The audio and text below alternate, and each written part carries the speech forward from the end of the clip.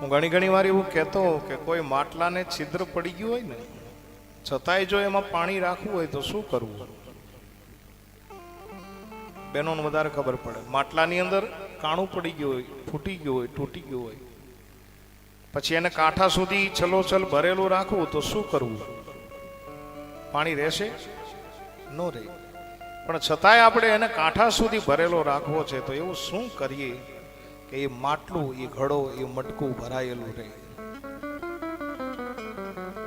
બધા અલગ અલગ મંતવ્યો આપે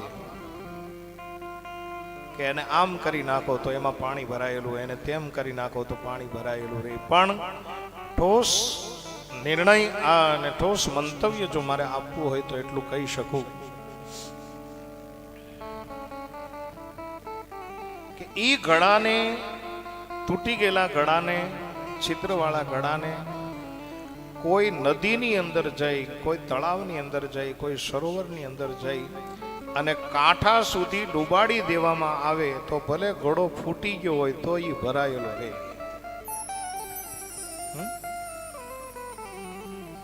બસ કહેવા માત્રનું આ દ્રષ્ટાંત છે, પણ આ દ્રષ્ટાંત દ્વારા મારે ને તમારે સમજવાનું શું છે?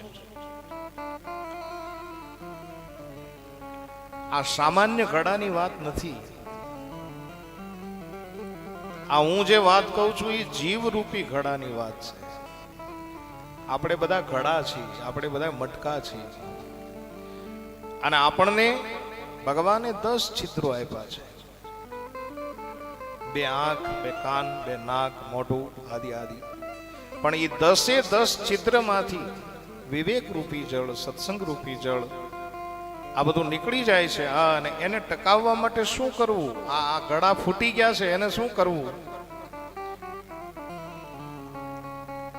બોલે કાંઈ કરવાની જરૂર નથી. બોલે ક્યાંક ભાગવત કથા રૂપી ગંગાજી આલી જાતી હોય, એમાં કાંઠા સુધી બેસીને ડૂબી જાવ તો આ ઘડા ભરેલા રે બા. બસ જીવ રૂપી ઘડાને સત્સંગ રૂપી જળથી ભરવો હોય, વિવેક રૂપી જળથી ભરવો હોય. સત્સંગ દુર્લભ છે, ત્યાં મારું અનુસંધાન હતું.